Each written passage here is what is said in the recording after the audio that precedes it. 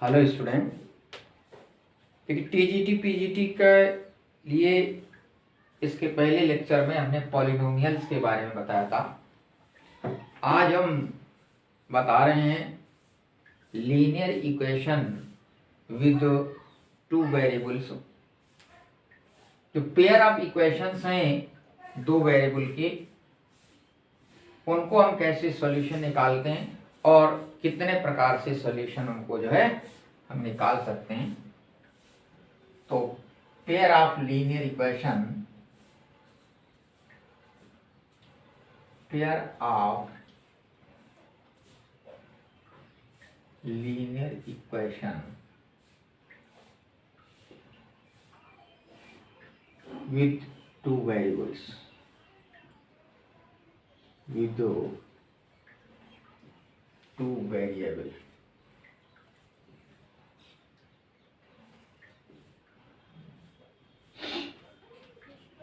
मान लिया कि हमारे दो इक्वेशंस हैं a1xo plus b1y plus c1 equal to 0। दूसरा इक्वेशन है a2xo plus b2y plus c2 equal to 0। ये इक्वेशन नंबर फर्स्ट है और ये इक्वेशन नंबर सेकेंड। यहाँ पर दो वेरिएबल्स हैं, एक x है और दूसरा y। तो इस इक्वेशन को हम ग्राफिकल तरीके से भी सॉल्यूशन निकाल सकते हैं और एल्जेब्रिक तरीके से भी सॉल्यूशन निकाल सकते हैं। तो यहाँ पर a1 a2 b1 b2 c1 c2 ये हमारे रियल नंबर्स हैं, रियल नंबर्स। इन पर ही डिपेंड करता है कि सॉल्यूशन हमारा कैसा है। तो इसमें पहली कंडीशन होती है कि if a1 upon a2 equal to b1 upon b2, तो इस ऐसे समीकरण का सॉल्यूशन जो होता है अद्वितीय होता है,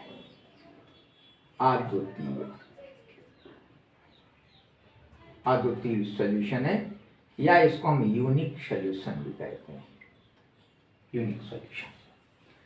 a1 a2 b1 b2 हम निकालें और अगर a1 a2 का रेशियो b1 b2 के रेशियो के बराबर है तो ऐसा सॉल्यूशन हमारा यूनिक सॉल्यूशन कहलाता है, यानी एक सॉल्यूशन कहलाता है, हल एक है। सेकंड कंडीशन है कि if a1 upon a2 equal to b1 upon b2 equal to c1 upon c2, अगर ये कंडीशन फॉलो हो रहा है तो ऐसे इक्वेशंस का सॉल्यूशन अनेक सॉल्यूशन होते हैं, अनेक सॉल्यूशन हो सकते हैं, अनेक हल हो सकते हैं,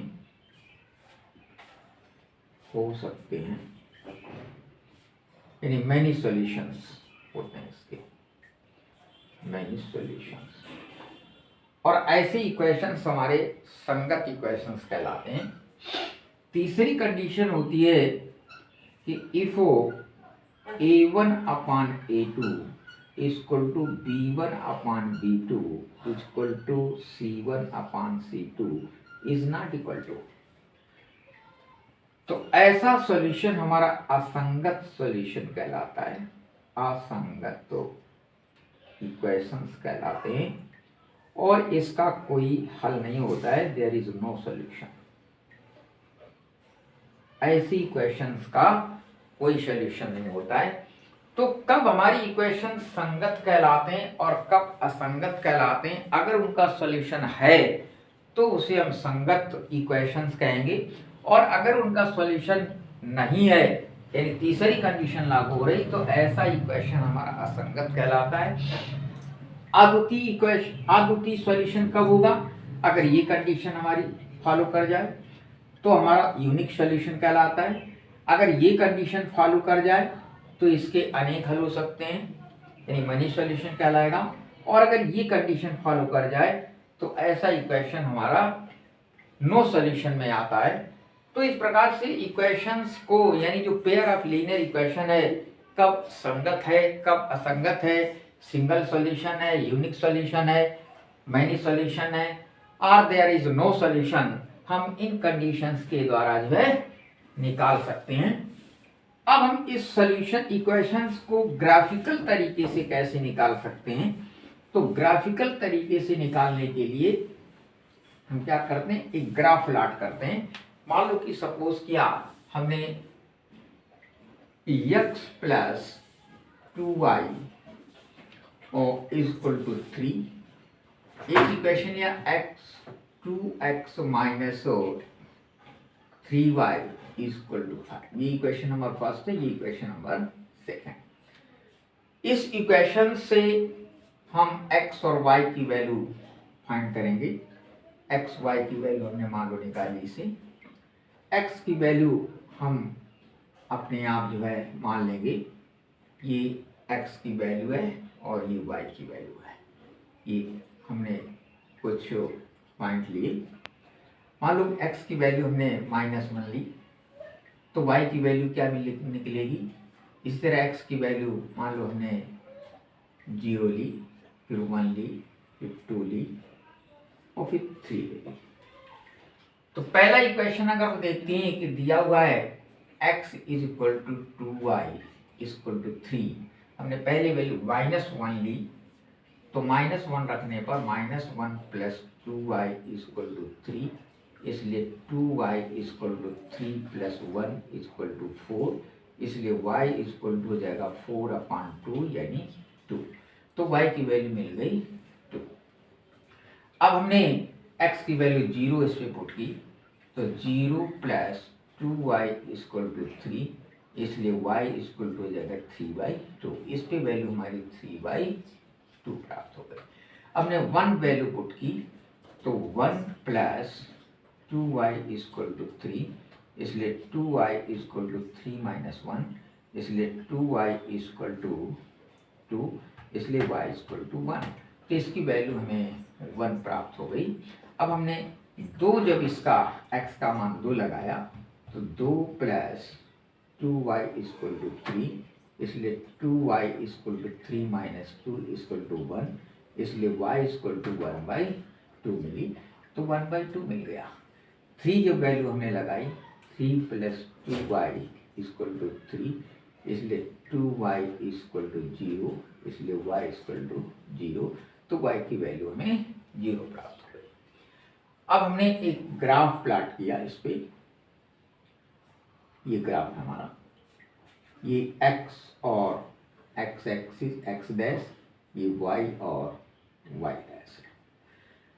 अब ये हमारे पेयर बन रहे हैं x y के, ये x का मान -1 तो y का मान 2, x का मान -1, x की वैल्यू माइनस इधर है, प्लस इधर है, y की वैल्यू प्लस इधर है और माइनस इधर है। x का मान जब हमने -1 लिया मान लो ये, तो y की वैल्यू 2 पर पहुंची, यानी ये पॉइंट हमारा मिल गया, ए पॉइंट मान लिया इसको हमने। फिर जब y x की वैल्यू 0 है, तो y की वैल्यू 3/2 यानी 1.5 पे आ गई, यानी ये वैल्यू यहाँ पे आ गई, ये हमारा b मान हो गया, हमने b दे दिया। जब हमने x का वैल्यू 1 लगाई +1, तो y की वैल्यू 1 आ गई, यानी ये वैल्यू यहाँ पे आ गई, ये पॉइंट मान लो c हमारा हो गया। फिर जब हमने x की वैल्यू 2 लगाई, यहाँ पे 2, तो y की वैल्यू आधी हो गई, यानी ये ग्राफ यहाँ पे आ गया हमारा, ये मान लो d पॉइंट हो गया। फिर जब 3 लगाई, तो y की वैल्यू 0, यानी यहाँ पे आ गया, ये e पॉइंट हो गया। तो ये ग्राफ हमारा इस तरीके से जो है चला, ऐसे आया, ऐसे ग्राफ जो है आ गया। इसी तरीके से हम दूसरे इक्वेशंस में x और y की वैल्यू जो है निकालेंगे। तो दूसरी इक्वेशंस में हमने निकाला, इसी प्रकार से हम टेबल इस पे भी बनाएंगे। और हमने ये टेबल बनाई,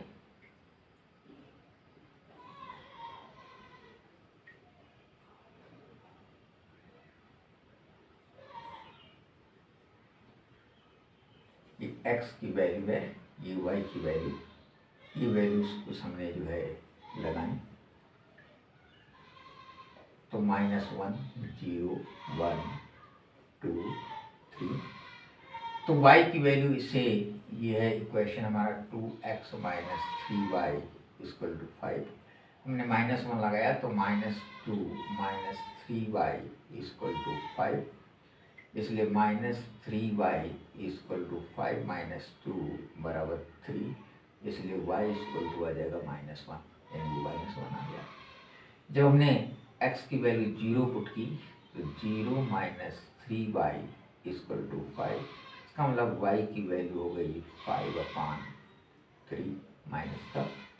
फिर जब हमने 1 लगाया तो 2 और -3y = 5, तो उधर जाएगा तो माइनस हो जाएगा, माइनस इसको जब उधर लेंगे तो प्लस हो जाएगा, ये आ जाएगा 7, यानी 7/3 -7/3, 2 ले गए उधर तो -3y = 5 - 2 यानी 3, इसलिए y = आ जाएगा -1। तो ये वैल्यू 0 लगाने पर 5/-3 और 1 लगाने पर -1। 2 लगाएंगे तो 2 लगाने पर 2 दूना 4 और -3y = 5, इसलिए -3y = 5 - 4 = 1, यानी y बराबर जाएगा -1/3, तो -1/3। जब हमने 3 लगाई वैल्यू इसकी तो 3 गुना 6 और -3y = 5, इसलिए -3y = 5 - 6 = -1, इसलिए y बराबर आ जाएगा 1/3, y बराबर 1/3। इसका जब हमने ग्राफ बनाया, इसी ग्राफ में हमने जब इसका ग्राफ बनाया तो x की वैल्यू जब हमने -1 ली तो -1 ये, तो y की वैल्यू -1 हमें प्राप्त होती है 1 लेने पर, तो y की वैल्यू 3 प्राप्त हुई। ये 3 में 6 माइनस में ये वैल्यू यहाँ से शुरू हुई 2, यहाँ से ये वालों ये डैश हमने पॉइंट लिया, और जब हमने y की वैल्यू 0 लगाई तो 5/3 यानी 0 पर x की वैल्यू 0, तो ये ग्राफ यहाँ पे आ गया, ये मान लो b डैश मिला b डैश। फिर जब 1 हमने लगाए तो -1, 1 पे -1 आ गया, यानी यहाँ पे ग्राफ आ गया, तो ये C पॉइंट मिला। जब हमने 2 लगाया तो 2 पे -1/3, तो 2 पे -1/3, ये -1/3 और कॉन्साइड कर रहा है, 1/3 प्लस पे आ गया, 3 पे 1/3, यानी ये ग्राफ ऐसे चलते हुए ऐसे कॉन्साइड होगा। तो ये जो कॉन्सिडेंट पॉइंट मिला, ये इसका एक सॉल्यूशन हो जाता है। तो इस प्रकार से हम ग्राफ के द्वारा, चूंकि पॉइंट सिर्फ एक बार कॉन्साइड कर रहा है, यानी दोनों वक्र एक बिंदु पर ही इंटरसेक्ट कर रहे हैं, तो ये इंटरसेक्ट पॉइंट ही इसका एक सॉल्यूशन बनता है। तो इस प्रकार से किसी भी रैखिक समीकरण को यानी लीनियर इक्वेशन को हम ग्राफ के द्वारा जो है निकाल सकते हैं कि इसका हल क्या होगा। अब हम अलजेब्रिक विधि से देखते हैं कि अलजेब्रिक विधि से हम इन समीकरणों को कितने प्रकार से हल कर सकते हैं।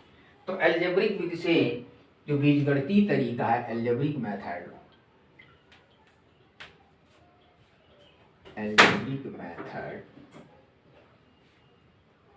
तो अलजेब्रिक मेथड इस पे 3 प्रकार से हम निकाल सकते हैं। पहला तरीका है विलोपन विधि। विलोपन विधि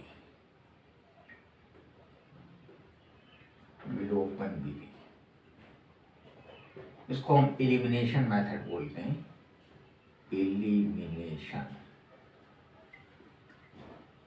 मेथड। दूसरा होता है हमारा प्रतिस्थापन मेथड, प्रतिस्थापन विधि। प्रतिस्थापन विधि को हम सब्स्टिट्यूशन मेथड बोलते हैं, सब्स्टिट्यूशन मेथड, सब्स्टिट्यूशन मेथड। तीसरा मेथड होता है हमारा वज्र गुणन विधि, वज्र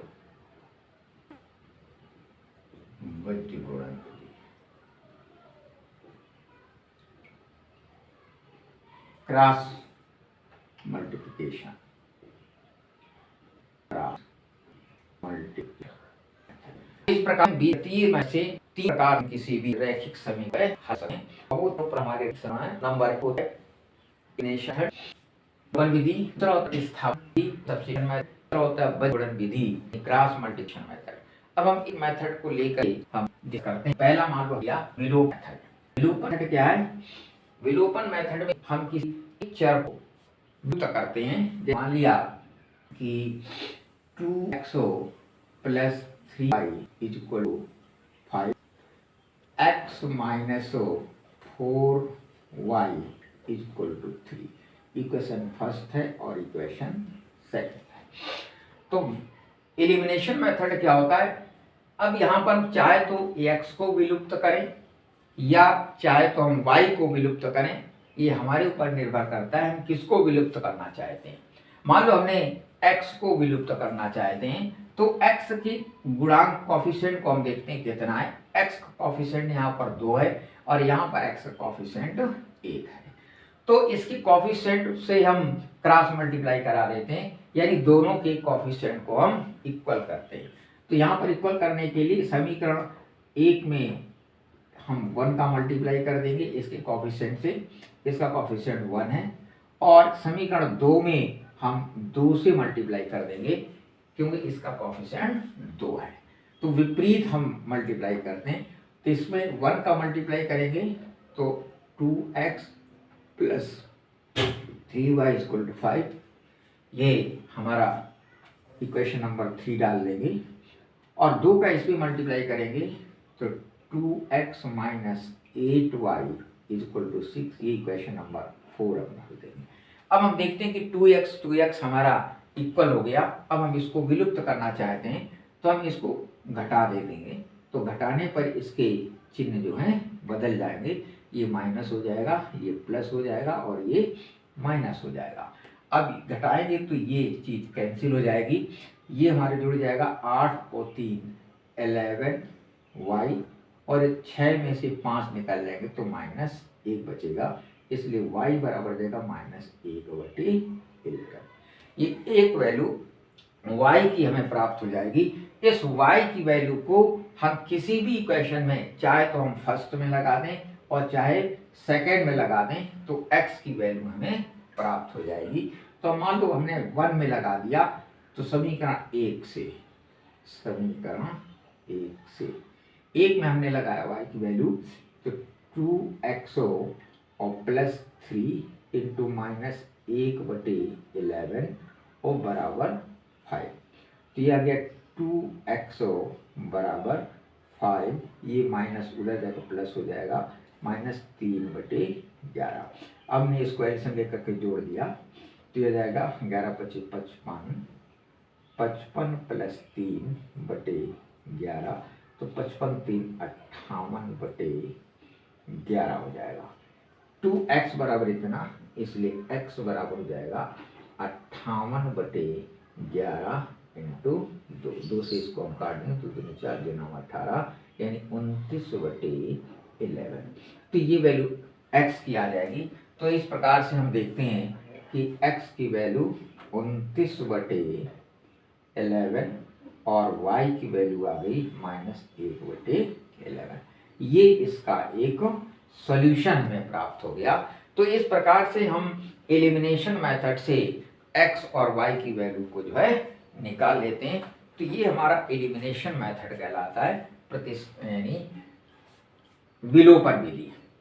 अब इस पे हम अगर हम इस इक्वेशन को चेक करना चाहें कि ये इक्वेशन हमारा कंसिस्टेंट है या नॉन कंसिस्टेंट है, या इसका सॉल्यूशन एक है या इसके सॉल्यूशन अनेक हैं, या इसका कोई सॉल्यूशन नहीं है।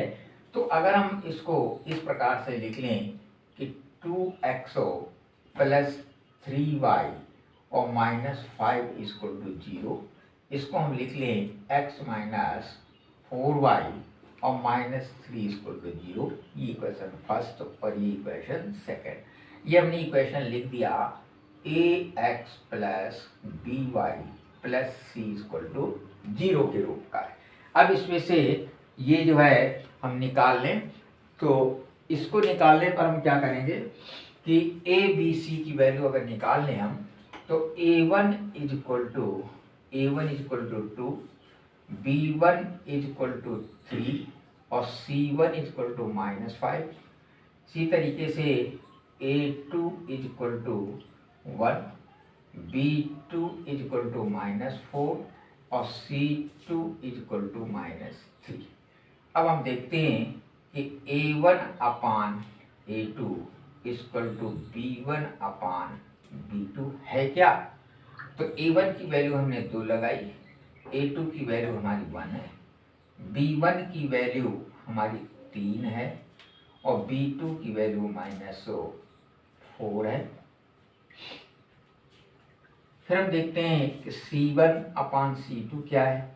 c1 का हमारा जो है c1 है हमारा -5 और c2 हमारा -3। तो ये इनमें से किसी कंडीशंस पे जो है लागू नहीं हो रहा है, क्योंकि इन समीकरणों को हमने सेटिस्फाई करा करके नहीं लिया था, अपने मन से लिया था। तो इस पर कोई भी कंडीशन हमारी जो है लागू नहीं हो रही है। तो हम अगली क्वेश्चंस में देखेंगे कैसे हम कंसिस्टेंस को चेक करते हैं। प्रतिस्थापन मेथड में हम देखेंगे कि किस प्रकार से हम सब्स्टिट्यूशन करते हैं। तो सब्स्टिट्यूशन करने के लिए मान लो कि हमने, अब देखिए जैसे हमने इक्वेशन लिया 3x plus 2y equal to 5, दूसरा इक्वेशन लिया हमने 2x minus 3y equal to 7। ये इक्वेशन नंबर फर्स्ट है और इसको हमने इक्वेशन नंबर सेकेंड डाल दिया। तो इक्वेशन नंबर फर्स्ट और इक्वेशन नंबर सेकेंड हम इसको सब्स्टिट्यूशन मेथड से हल कर रहे हैं। तो सब्स्टिट्यूशन मेथड क्या है कि किसी एक इक्वेशन से हम x की वैल्यू निकाल लें। मान लो हमने 3x plus 2y is equal to 5 से x की वैल्यू निकाली, तो x की वैल्यू जाएगी 5 माइनस 2y अपान 3। ये वैल्यू हम इक्वेशन नंबर 2 में सब्स्टिट्यूट कर देते हैं।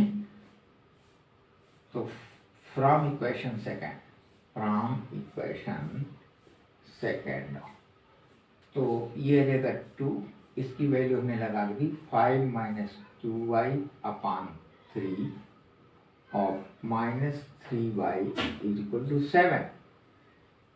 अंदर हमने मल्टीप्लाई किया तो 10 माइनस 4y अपान 3 और -3y इक्वल टू 7।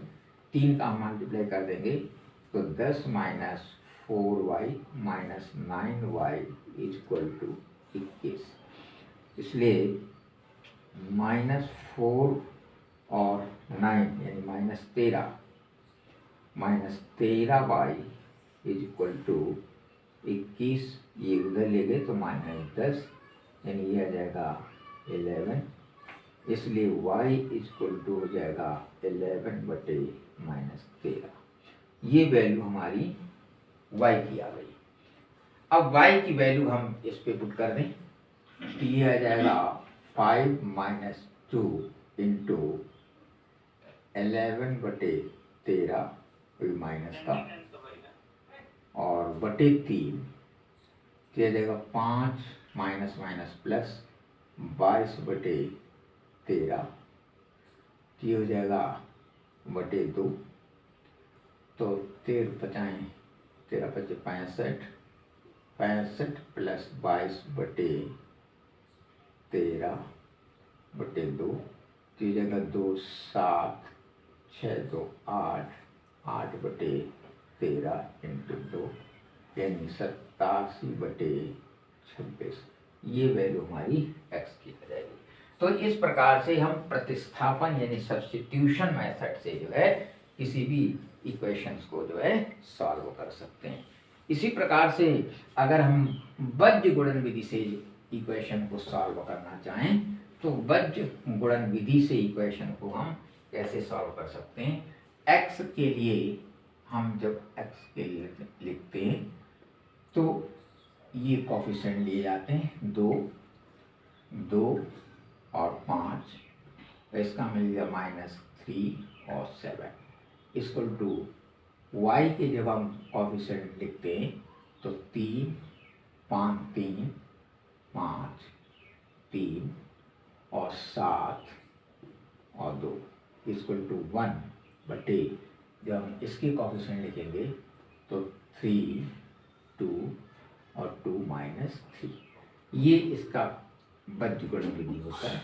इस प्रकार से हम बज्र गुणन विधि करते हैं, इसका इसके साथ, इसका इसके साथ और इसका इसके साथ किया जाएगा x बटे इसका हमने किया 7 दूनी 14 और माइनस ये हो जाएगा प्लस 5 3 15 इक्वल टू y बटे इसका कहेंगे तो 5 दूनी 10 -7 3 21 इक्वल टू 1 बटे 3 का 9 और -4 तो x बटे 29 इक्वल टू y बटे -11 इक्वल टू 1 बटे -13।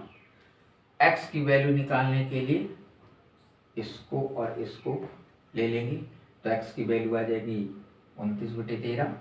y निकालने के लिए इसको और इसको ले लेंगे तो -11 बटे 13 ये वैल्यू आ जाएगी। तो इस प्रकार से किसी भी हम युगपत समीकरण को बीजगणित के तरीके से या तो हम ग्राफिकल हल कर लेते हैं या फिर बीजगणित तरीके से 3 तरीके से हम हल कर सकते हैं। एक तो एलिमिनेशन विधि, एक सब्स्टिट्यूशन विधि और एक बज्र गुणन विधि। अब इसके आगे हम और भी इक्वेशन बताएंगे अगले लेक्चर में जो है कैसे कैसे इसके क्वेश्चन टीजीटी या पीजीटी में जो है शॉर्टकट में हल किए जा सकते हैं या कैसे कैसे क्वेश्चन पूछे जा सकते हैं।